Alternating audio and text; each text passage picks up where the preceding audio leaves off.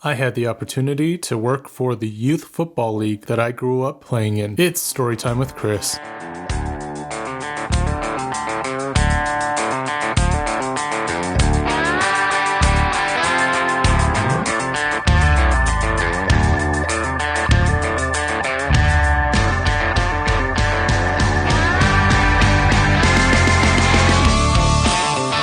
Welcome to another episode of Storytime with Chris. I am your host, Chris, and today I'm telling you about my experience working for the Ute Conference. But before we get to that, I want to get back into the flow of things. It's been 2 weeks since the last episode dropped, and so I wanted to catch you up on what's been going on in my life and things that I'm interested in. So let's see what's happened. The 49ers won their first game in a month this past Sunday. They went into Jacksonville, and they came out with a big win against what a lot of people considered was the hottest team in football. I was a little surprised by how it just seemed like Jacksonville offensively couldn't get, I don't know, there was something weird about them going on offensively. So as exciting as it was to see the Niners come out with such a big win, it also makes me, I don't want to get too excited yet. We've seen this earlier in the season. This week they've got the Buccaneers, and that should be another one of those games where it could easily be a trap game. I mean, I feel like they should easily beat the Buccaneers, but they also should beat some of the other teams that they've lost to. I mean, the Browns game was that was just a bad game overall. The Vikings game is just a couple plays here and there that really kind of blew up, and then the Bengals also one of those weird games. So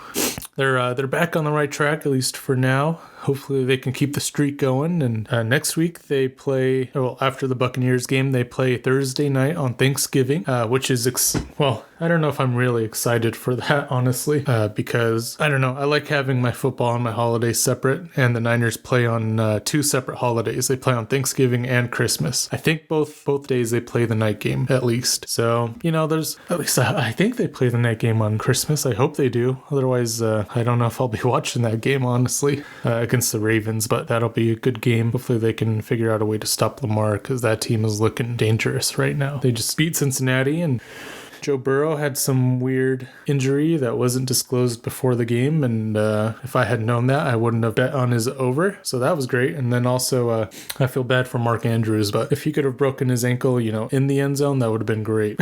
Just kidding, that's off. That's a bad thing to say. That's horrible. But yeah, anyway, what else has gone on? My dad's birthday was on the 4th, but I was working all day that day, so last week we ended up going out we always go out for family birthdays. We go to dinner or some sort of restaurant. So we went to Setabello, which is a pizza place, like a fancy pizza place, and it was really good. My two favorites from there were, I don't know the names exactly, so that could be incorrect, but there was a brisket pizza. That one was really good, and then the Diablo was tasty. It had some spice to it and some spicy sausage. So on the topic of spicy, today I am going to do something that I've been wanting to do for a few weeks now. So when was this? Yeah, probably like 2 weeks ago. I watched an episode of Good Mythical More. For those of you who don't know what that is, you might be more familiar with Good Mythical Morning, or you might be even more familiar with Rhett and Link. They're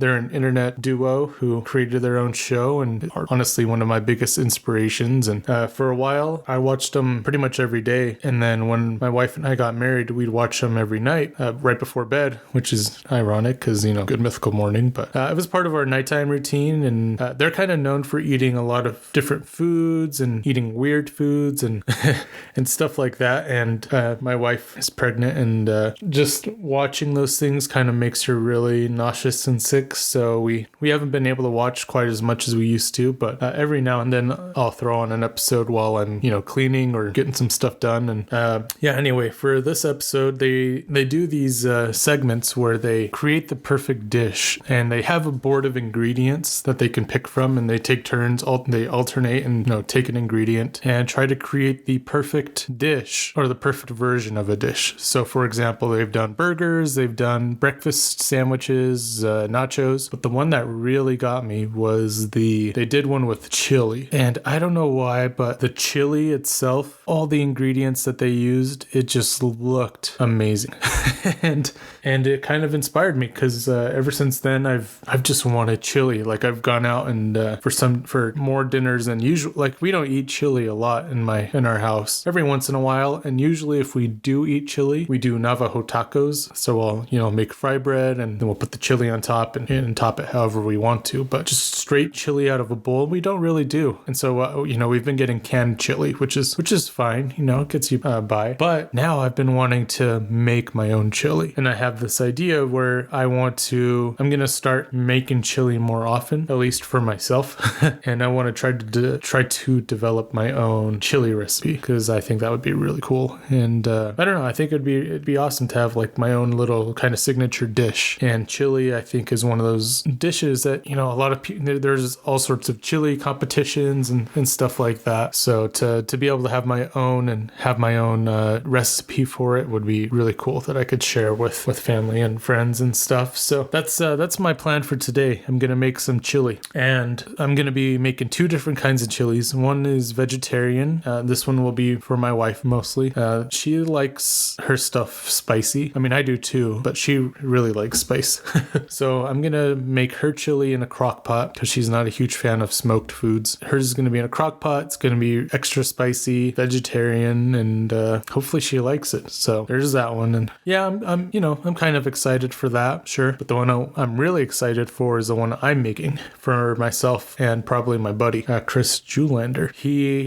So anyway, my plan for this chili, it's making my mouth water just thinking about it. Like, gotta drink some coffee. I'm going to smoke a couple of tri-tips. No, is it tri-tips? No, I think it's ribeyes. I'm going to smoke some ribeyes, and once they're ready, I'm gonna pull them out of the smoker, cube them up, and then create the chili. Now, Julander's not a big spicy guy. He did give me permission to use jalapenos. So I think for now, what I'm going to try to do is for today, just create, get a good base for where my flavor profile is going to be, because ultimately I want to be able to make a chili that has really good flavor and that I can, this will be like the base chili. And then if I want to, I can later add, figure out how I want to make it spicy. Do I want to add different peppers? Do I want to add spices? I've watched a few chili recipe videos, and some people use like ancho chilies and dried chilies and stuff like that. So yeah, I'm not gonna do Texas style. I like beans in my chili. I know, very controversial. Wow, it's outrageous. He wants beans in his chili? How dare he? Anyway, I'm going to add beans to the chili, and probably going to use two different kinds of beans. Haven't decided what kinds yet. I'm thinking kidney and black. And yeah, I'm just going to, this is going to be my first time doing this. I'm putting steak in it rather than, another thing that kind of inspired this was I'm in a couple of Pit Boss smoking Facebook groups, and a lot of people have been doing over-the-top chili. Basically what you do is you put your chili into the smoker, and then above the chili you create this like meatball of you could use whatever meats you want, but ground beef, meatloaf, sausage, whatever you put in chili, and you smoke that on top of the pot of chili.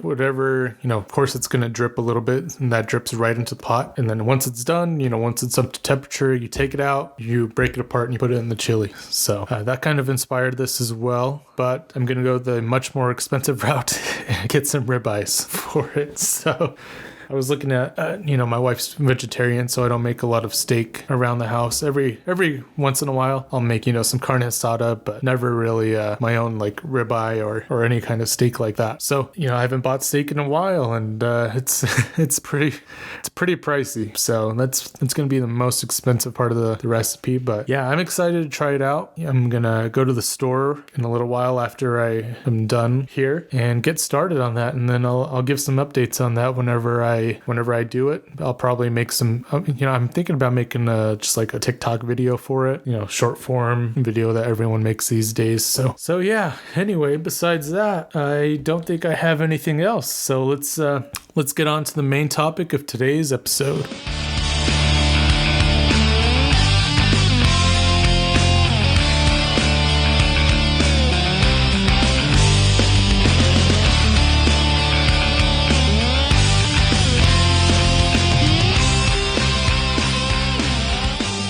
So I I got to work for the Ute Conference. This is a football league that's been around for, I think it's been around for a long time, honestly. I don't know how long exactly. I couldn't find the information on their website, but I know they've been along for maybe 25 plus years. I could be wrong, but anyway, this was the organization that I played for when I was a kid. I started playing football when I was 11, which is a little bit later than most kids actually. You can start playing at, I think, age 7 or 8 now. So that's pretty wild. So I got a little bit of a later start than most of the kids. But this is the organization that kind of made me fall in love with football. I remember my buddy. I had two neighbors. I had my next door neighbor and one that lived kind of across the street. And I think my older neighbor who lived next door played football already, and the other one was wanting to play for the first time. He was a couple of years younger than me, so I think he was in the 8 to 9 year old range. But we decided that we wanted to play football, and so our parents let us. We signed up and we went and got our pads, and then we were both pretty small back then, so we both got some of our dad's old T-shirts from their dresser and put them on our pads and went out and started hitting each other.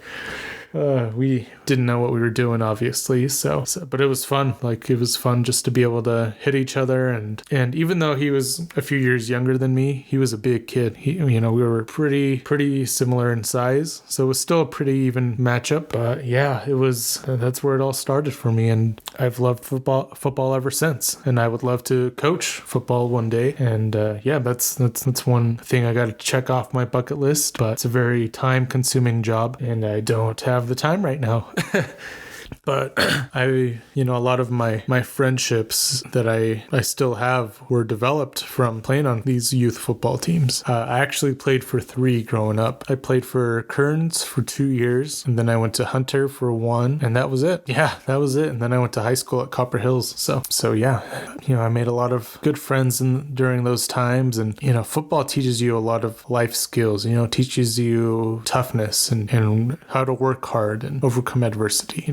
There are so many things that you can learn from sports in general, but for me, football is the one that spoke to me. It's the one that still speaks to me, and I think it was very, very valuable and really shaped who I am today. So yeah, and another thing that goes with that is having good coaches. It's part of the reason why I want to coach is because I had some of the, maybe not the best, most successful winning coaches ever, but I had some good coaches who taught you the basics of football, taught you, just good life lessons and things that, if you've played football and you've enjoyed football, then that there are a lot of things that football can teach you about life. If you know, you know.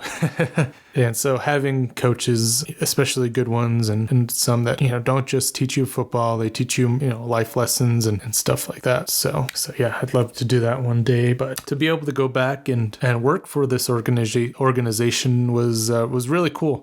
So I followed their Facebook page since I was a kid. So every time they post updates and stuff, I'm always in the know. And they didn't really post for a while, but the last few years they've been, posting more and more. I think they're trying to rebuild things and make the organization better. And this year I got a first-hand look at some of the changes they've made and how they have made the organization better. So I saw they posted during the summer an ad saying they were looking for people to join the media team. And so I wasn't sure if I was going to go for it because, it would take up every Saturday for, 10 weeks, which is not horrible. It's a little part-time job that I'll do once a week. And, I know my schedule. So I didn't go for it the first time that they posted it, even though I was debating on it. And then we found out that we were pregnant, and my wife has been super, super sick during the pregnancy. And so what her Saturdays have consisted of mostly throughout the pregnancy, I've been just resting, taking it easy, trying not to throw everything up that she eats. And I don't know how she does it, but man, I know I couldn't do it. So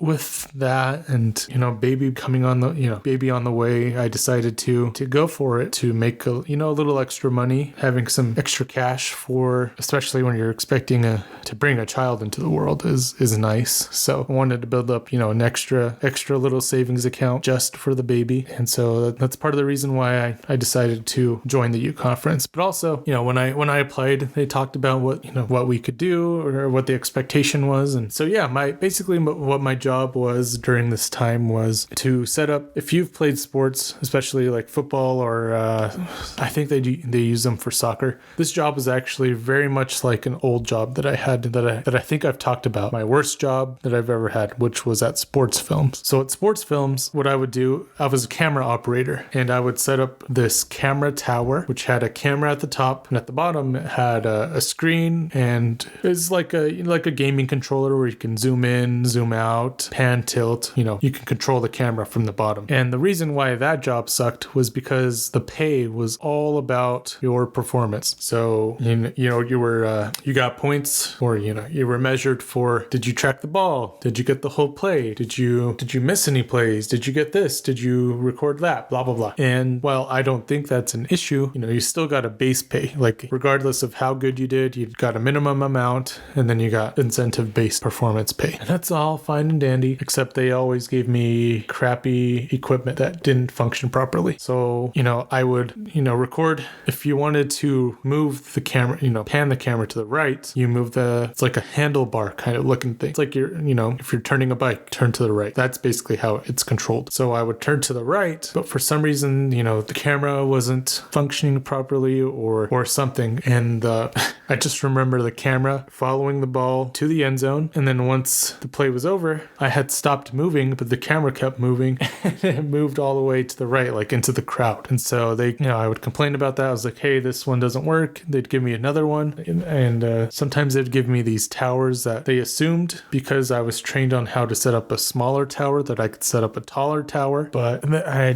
couldn't figure it out. There was some weird stuff going on. So I quit that job after like 3 or 4 weeks. And yeah, I I did not like that job. I thought I would, because I love, video recording, especially when it comes to sports. But yeah, that one was rough. So the nice thing with the Ute Conference is they have these cameras where basically you set it up and it does everything for you, because there are 2 cameras built into, 2 cameras. One of them is the main camera. It's also the robot. It uses AI technology to track the football. So as the play is going, it'll follow the ball. It has a second camera on top. Let me go back. So for the robot, it also has a fisheye camera. So it captures the whole entire field. That one doesn't move at all. It just is constantly on. On top of the robot, it has a mechanism that controls the pan, tilt, and zoom for, whatever camera you put on top. And so the bottom camera uses AI to tell the top camera where the ball is and to zoom in, zoom out, pan, tilt, all of that stuff. It's really, really cool. So that was basically my job. Every Friday, I would go pick up my equipment for Saturday, and then Saturday I'd show up an hour before the game starts and record. And it's basically, you just make sure that the camera's functioning. You make sure that the batteries aren't dead and stuff like that. And it was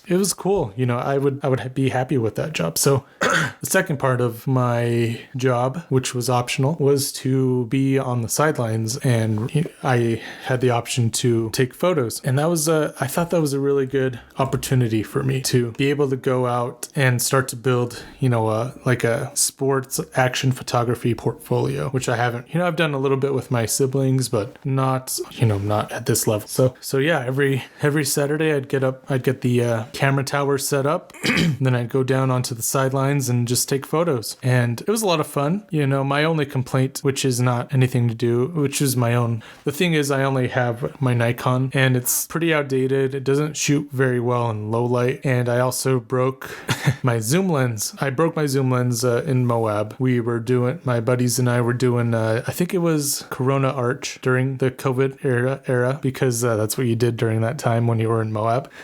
When you were doing that hike, there's a little cliff right at the very end. And we had just finished. We sat down to take a break and just relax for a little bit. I didn't realize that my camera bag was open. So I slung my camera bag off my back, and out flew my zoom lens, and it tumbled very far away. And there's actually a kid down at the very bottom of this little basin kind of area near Corona Arch. And he saw what happened, and he grabbed my lens and he scrambled up and gave it to me. Yeah, it was destroyed. So that was fun. But so I didn't have the option of using a zoom lens, which would have been very helpful. It also had a low f-stop, so I could record, well, I could shoot very fast pictures. But yeah, I didn't have that option, so I had to use a macro lens. For those of you who don't know what a macro lens is, if you see those pictures of really close-up bugs, flowers, small details of, just small little details, that's mostly what a macro lens is for. Like, you can go... What's a good example? Yeah, I think bugs are the best example. You see a bee on a flower, you walk up to it and you can get really close up on its features and stuff. So that's what that lens is made for. And at the moment, that's the longest zoom lens I have. It's an 85 millimeter. The next closest I have is an 18 to 55 millimeter. My zoom lens went up to 200 millimeters. So, for reference, that could shoot, that's what I would use to do wildlife photography from a safe distance, and it would have been very, very helpful for shooting action sports. So I had to use a macro lens to shoot sports, and it did a good job. There were some moments where it kind of, you can tell, didn't quite know what to do while I was shooting because it's just not built for that. But I made it work, and I got some really good shots, and I'm actually still working on catching up on them. I think I have to do the math on it, but during the course of the season, I took probably, I would guess, in the ballpark of 13,000 photos, and I am almost done sorting through them. I'm hoping that I could potentially finish sorting through them this weekend and then start editing them. But man, it's been a lot of it's been a lot of work to sort through all those pictures. And I'm actually on the last 2,000 photos. And the problem with the last 2,000 photos is they were taken like between sunset and when the football lights turn on at the stadium, because this was the second last weekend. And because my camera is just not very good, the photos are very dark. So I don't even know if they're going to work out, but I'm still going to try to sort through them and then brighten them up and see if there's anything that can be used. But that's basically what my job was during the football season. There was one weekend where I was in charge of 4 different fields. That was a lot to do. I kind of wish I had like a Fitbit or some sort of tracker, where I could track how much I walked during these 10 weeks. But man, it was a lot. It's very different from my day job where I sit all day, and it was nice. It was nice to get out and move around. One of the downsides is I lost a day of working out. Saturdays were my leg day, so I had to move leg day to Friday, and then Saturdays it was basically just cardio, just me walking all day. So yeah, it was a really fun experience to be able to do that and work on my photography portfolio. I really hope that this can help me. I want to return next season and do the same thing and hopefully gain some more skills. And there's actually something that I did add to my skill set during the season, which I'll talk about a little bit later. But yeah, it would be awesome to become a sports photographer. Overall, my experience was really good for the season. I spent most of my Saturdays at the Copper Hills football games, which was really cool because that's where I went to high school. I actually found out that the president of the league was my kindergarten teacher in that kindergarten. So I talked to her. She did not recognize me, which it doesn't surprise me because that was like 20 years ago. So yeah, that was cool. I got to see some familiar faces. Some of my fellow coaches still coach for Copper Hills. Some of them are just there supporting, and it was a good time. I also went to, I think, Kearns one day, which was nice. That was like 10 minutes from my house. I went to Magna, which was also 10 minutes from my house. I went to Riverton. For the playoffs, I went to Harriman. That weekend was so cold. Oh man. The last 2 weekends of the season were playoffs and championship. And for the Harriman one, that was a long day because I had to be at the field at 8 o'clock and I had to record every single game. And we were live streaming. Well, we actually rewind a little bit. To start the season, we were just recording football games. And by the end of the season, we were live streaming multiple games at a time, which was really, really freaking cool, especially for a Little League organization. It was awesome to be able to see that kind of growth, even within a season, going from just recording football games and posting them to straight up live streaming them. So yeah, the last season in Harriman, we were live streaming. Well, I was live streaming from there all day long, all of the games. And I think there were 6 games. So I started at 8 in the morning and I had to go until the games were over. And they ended around, I think around 7, if I remember correctly. So yeah, that was a long day, but it was cold. I remember seeing the high for that day was like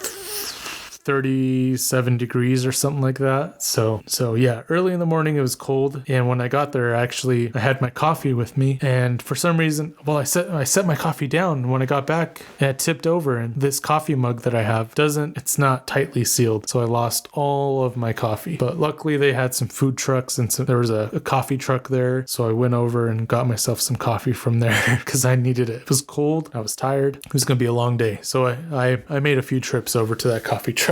And yeah, it was, man, just being out there in the cold, it was rough. The weekend before, I actually was sick, so I was hoping that being out there in the cold wouldn't make me sick again, because that would suck. But I ended up being fine. It was the last week of the season, so I decided to splurge and get myself a meal that I've been wanting to get, which was the Huli Huli chicken. They had some there. They had some chicken, they had some pork, macaroni salad, and some rice. Oh man, it was so good. So good. But yeah, that was it. I mean, it was nice. It did get warmish. There was one point where I was able to take off my gloves and jacket, but as soon as the clouds hit, or as soon as the sun went down, it got freaking cold. I was ready to get out of there. Oh, and that actually reminds me, there was a solar eclipse that happened during one of the weeks of the season. And so I thought the solar eclipse was the next day, like it was on a Sunday, and the sun was doing this weird thing. Like there's like a rainbow ring around the sun, and I was like, that's interesting. I haven't seen that before. The ring started getting smaller and smaller, and then I realized that the sun was actually the eclipse was happening. And that was I've never really experienced an eclipse before. I've never really been interested. It just never seemed that cool to me. But there was one game that I was taking pictures, and it got like weirdly dark, and the lighting was all weird. My camera didn't know how to handle it. Like I'm gonna have to post some of those photos, like some of the before and after eclipse photos, so you can see what that looked like. But the lighting was just crazy, and it was funny because a lot of the kids were actually out there like playing football, and in between plays they would stop and look up at the sun, and they're like, whoa. But yeah, I've never experienced that. It was actually pretty cool, and it also got really cold. Like it was a nice day.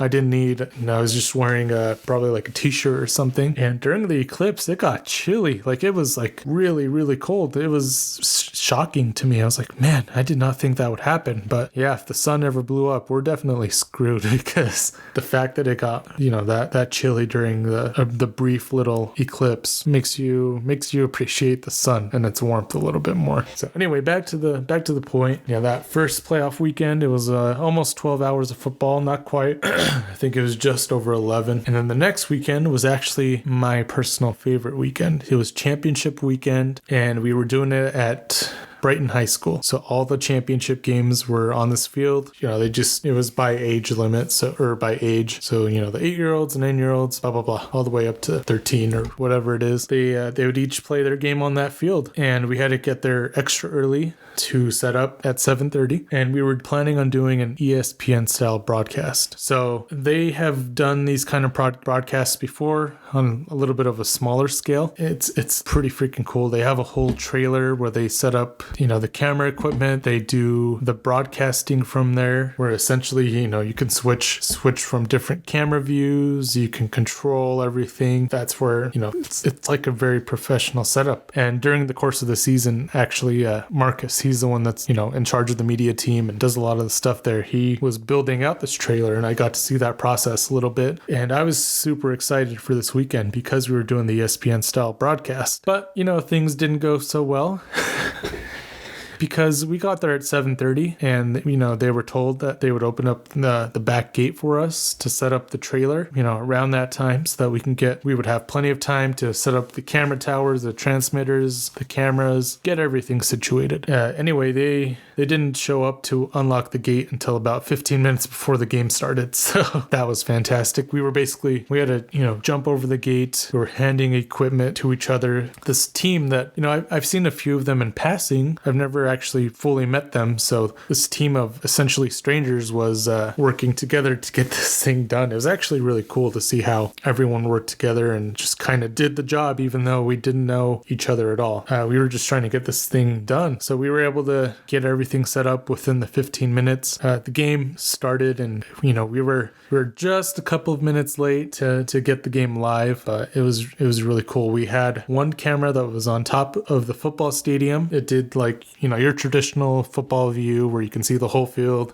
Someone tracks the play, and then we had sideline cameras, which was my job for the day, where I would I'd follow the ball, and then we also had headsets to communicate with each other. So it was like a very professional setup where they would say, "Hey Chris, can you zoom in on the coach? Can you look at the crowd? They're doing something cool." And it was like an ESPN style broadcast that we did from 9 in the morning until 7:30. It was maybe it was even 8. I think it was later than 7:30. It was a long day. There was some drama that happened during the football, during one of the games, which was insane. I'm not going to talk about it because well, it's not my place to talk about. Which also, I should say that I wasn't employed by the Ute Conference. I was basically an independent contractor for them. I used their equipment. They paid me for my services. So anything that I say or have said about the Ute Conference up to this point is my own opinion and does not reflect the opinion of Ute Conference. No, they didn't tell me to say anything like that. I'm just recording this podcast and wanted to tell my experience about working for them. So just wanted to put that out there. I'm not going to talk about the drama that happened during the championship weekend because it's not my place to talk about it. And actually, I didn't really get to experience it because that was during my break. So I literally went to the bathroom to pee. And when I got back, everything had gone down. So I wasn't even there for the drama. I got to see it afterwards on YouTube. So yeah, that was wild. But man, it was such a fun experience to be able to do that. It made me feel like I was part of, I was part of the media team and I was part of a professional production of a football game. So obviously it's on a much smaller scale than a football game that you would see on TV or anything like that. Like literally the team is, I don't know, 6, 7, maybe 8 people. And those crews have dozens, if not hundreds of people on their crews doing stuff. So yeah, that last weekend was a lot of fun being able to watch championship football for 12 hours straight, record it. And also the location was beautiful, man. I got to work from before sunset to before sunrise until after sunset. So I got to see, if you've never been to Brighton High School, they actually just renovated their stadium and it's super nice now, but they have mountains, on the east side that are just right there. And then you can look out over the valley on the west side and a little bit to the south, but it's definitely the most beautiful view that I had all year. So besides the football, great location, beautiful sunrise, beautiful sunset. And yeah, it was a lot of fun, and I'm excited to be able to go out there hopefully next year and do that job again. I do want to get some more experience, doing the whole football production type thing, because that was a lot of fun and something that I could see myself doing more in the future. If I could have a career as an NFL camera operator, that would be really that'd be like a dream job, honestly, or one of those photographers. Except I would put my own spin on it. There are your basic photographers that you just take the photo of the game, and that's cool. Like I like that. I want to do that, but I also want to put some style into it.